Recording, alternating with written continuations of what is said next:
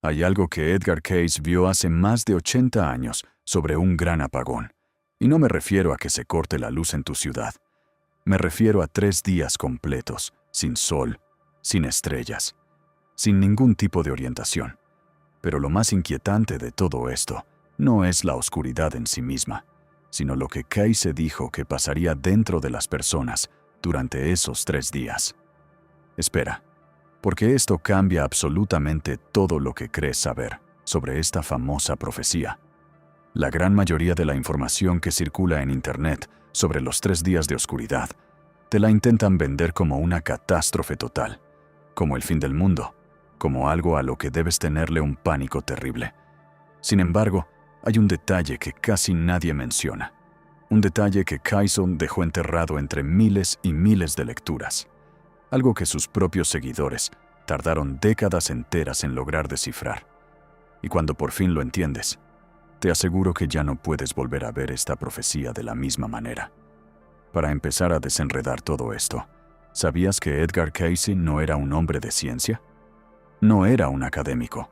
Era un sencillo fotógrafo de Kentucky que, literalmente, se quedaba dormido y comenzaba a hablar. No tenía estudios médicos, no tenía ningún tipo de formación espiritual formal. Y aún así, diagnosticó enfermedades complejas que los médicos de su época simplemente no podían ver. Predijo guerras mucho antes de que se disparara la primera bala. Habló de cambios geológicos drásticos que la ciencia oficial de aquel entonces ni siquiera contemplaba como una posibilidad. Y justo ahí, entre todas esas revelaciones asombrosas, describió algo a lo que él llamó el tiempo de la purificación. Escucha bien esto.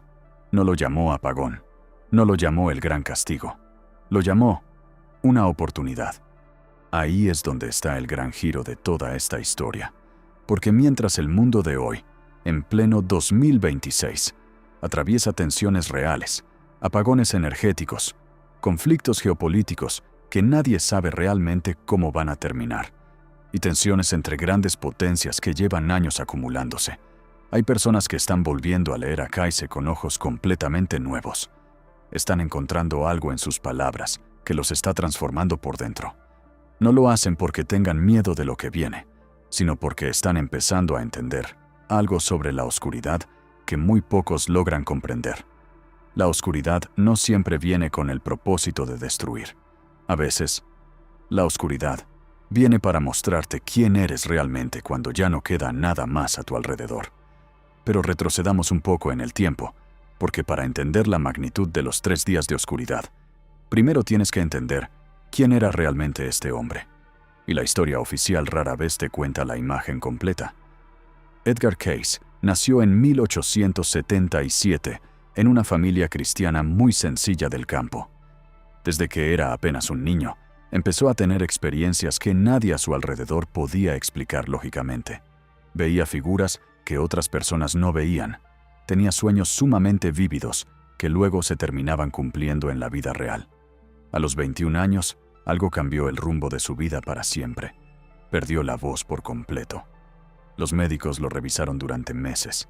Pasó un año entero y no encontraban ninguna causa física, hasta que a alguien se le ocurrió la idea de hipnotizarlo.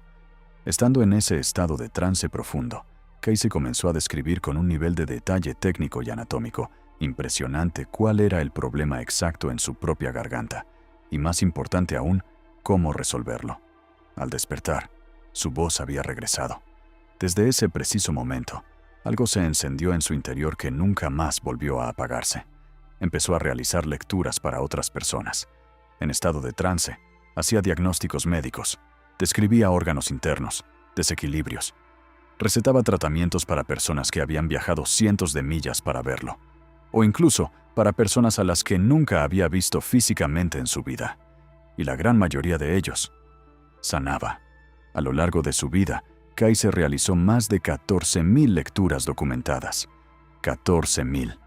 Habló de vidas pasadas, de la civilización de la Atlántida, del propósito del alma humana, de cambios radicales en la geografía de la Tierra, de guerras mundiales y de tecnologías que en su época ni siquiera existían en la imaginación de la gente.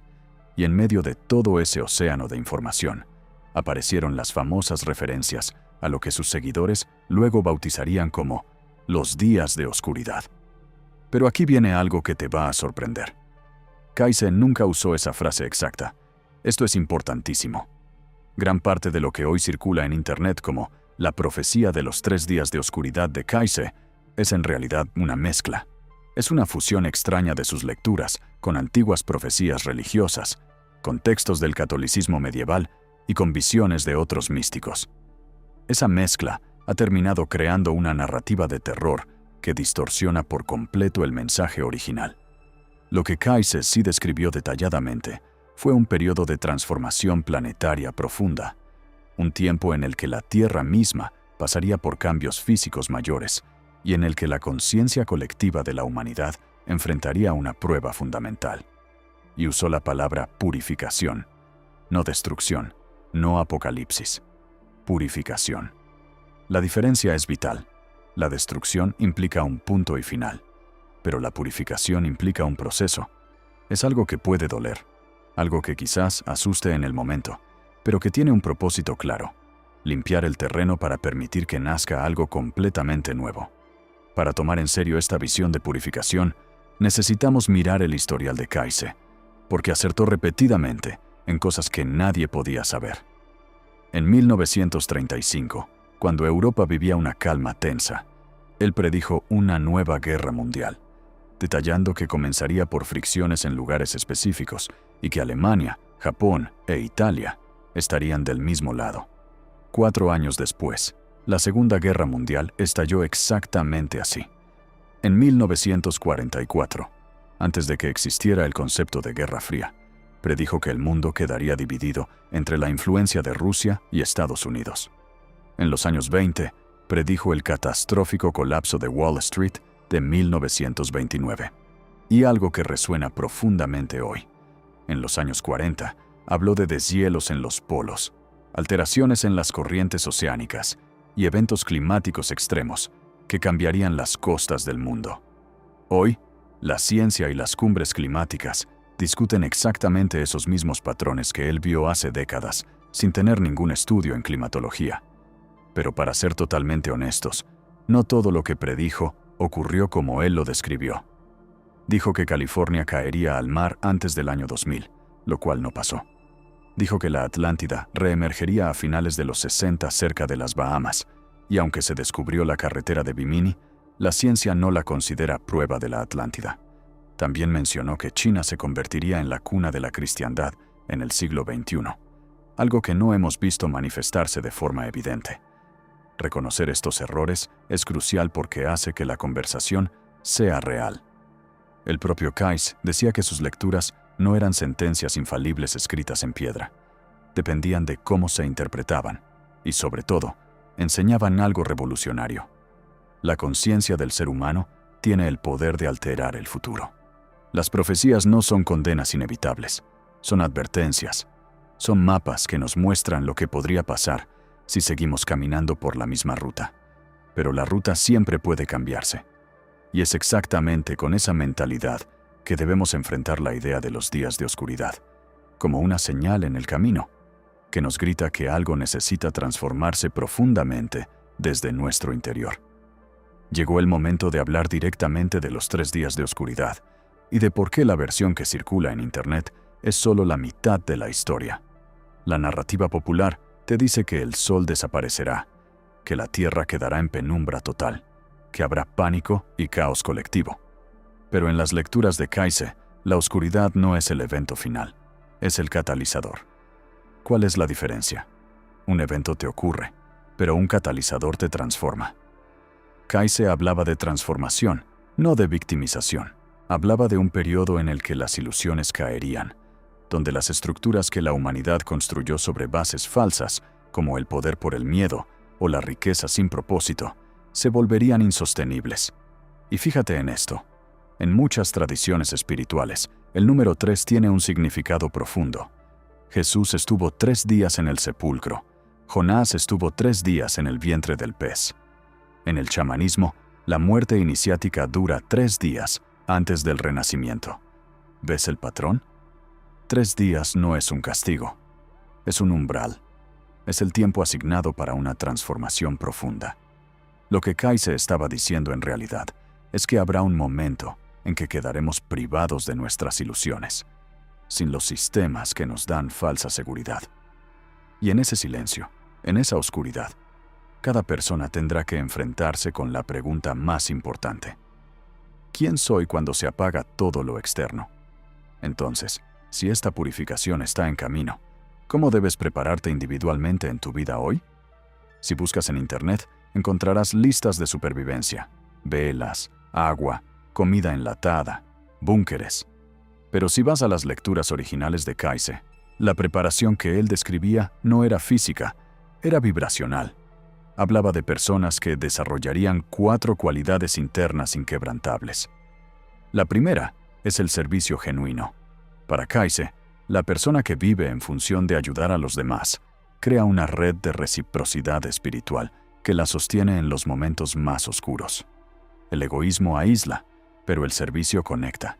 Y en tiempos de crisis, la conexión es supervivencia. La segunda es la coherencia. Alinear lo que piensas, lo que dices y lo que haces. Quien vive fragmentado es vulnerable, pero quien es coherente construye una especie de columna vertebral espiritual que no colapsa fácilmente. La tercera es el cultivo de la quietud interior. La capacidad de entrar en silencio y acceder a un estado de calma bajo una presión inmensa. Hoy, la neurociencia lo confirma. Las personas que meditan toman mejores decisiones en medio del caos. Kaise lo sabía décadas atrás. Y la cuarta, probablemente la más difícil, el perdón activo. Kaise describía el rencor como un bloqueador literal del flujo de la intuición y la guía divina. En un periodo de crisis, esos bloqueos son peligrosos. El perdón no es un regalo para quien te hizo daño. Es un acto de liberación que te haces a ti mismo. Y todo esto nos lleva a las señales. Edgar Cayce dejó un mapa que, al superponerlo con nuestro mundo actual, en este 2026, da verdaderos escalofríos. La primera señal: el resurgimiento de los conflictos. Tensiones sostenidas entre potencias globales que agotan a la humanidad espiritual y psicológicamente. Guerras prolongadas, rearme militar y un estado de alerta permanente que nadie sabe cómo resolver. La segunda señal: el colapso de la confianza en las instituciones. Los sistemas creados para organizarnos, gobiernos, religiones tradicionales, medios masivos, perdiendo su autoridad moral. La gente los abandona en números sin precedentes, pero al mismo tiempo hay una explosión masiva en la búsqueda espiritual personal. La gente no abandonó lo divino, abandonó las estructuras que lo administraban. La tercera señal: los eventos climáticos y geológicos. Una actividad aumentada en la corteza terrestre, volcanes despertando, alteraciones en las corrientes oceánicas y un clima extremo que la ciencia de hoy describe como muy preocupante. Y la cuarta señal, la más esperanzadora: el despertar espiritual masivo. Personas que de repente sienten que su vida actual ya no les satisface, que dejan trabajos vacíos para buscar un propósito real. Si estás escuchando este mensaje y sientes que el materialismo ya no te llena, tú eres parte de ese despertar. Pero toda buena historia tiene un amanecer. La narrativa del miedo siempre te deja atrapado en la oscuridad. Pero Cayce no se detuvo ahí. Habló de lo que viene después de la tormenta, un periodo al que llamó el nuevo orden del alma. Describió a una humanidad que, después de atravesar su oscuridad colectiva, emergería con una capacidad mucho mayor para la empatía consciente. Una cooperación basada en valores reales y no en el miedo. Una relación de respeto absoluto con la naturaleza. Habló de un detalle muy específico sobre los líderes de este nuevo periodo. Dijo que no serían los más poderosos, ni los más ricos, ni los más famosos. Serían los más auténticos. Las personas que trabajaron su propio mundo interior con honestidad, que conocieron sus sombras y pudieron mantener la calma donde todos los demás perdían la cabeza. También habló del retorno de la memoria del alma, esa capacidad de reconectarse con una sabiduría innata que no viene de ningún libro, eso que hoy llamamos intuición. Un mundo donde la pregunta principal ya no será ¿qué puedo obtener?, sino ¿qué puedo aportar? Todo esto converge en una sola pregunta que no puedes ignorar. ¿Y tú qué vas a hacer con esto? No tienes que irte a vivir a una montaña. La transformación siempre comienza en el mundo interior de una sola persona. ¿Cuál es tu oscuridad personal? Ese miedo que no has nombrado, esa herida que pesa demasiado, esa dirección que no tomaste por miedo a fracasar. Esa oscuridad no es tu enemiga. Es exactamente el lugar donde está enterrado tu mayor potencial de transformación. El alma no viene a esta vida a estar cómoda, viene a crecer. Y el crecimiento casi nunca ocurre en la comodidad, ocurre en la fricción. Cuando algo que creías permanente se rompe, no es para destruirte. Es para hacerle espacio a algo con mucha más verdad y alineado con quien realmente eres. Frente a la incertidumbre del mundo actual, solo tienes dos respuestas posibles. La respuesta del miedo, contrayéndote, aislándote y consumiendo ansiedad. O la respuesta de la conciencia, expandiéndote, conectando con tu propósito y siendo un punto de calma en medio del caos. Cada vez que eliges el servicio, cada vez que perdonas, cada vez que escuchas de verdad, estás inclinando la balanza a favor de la luz. La oscuridad no define tu destino. Lo que haces con ella, sí.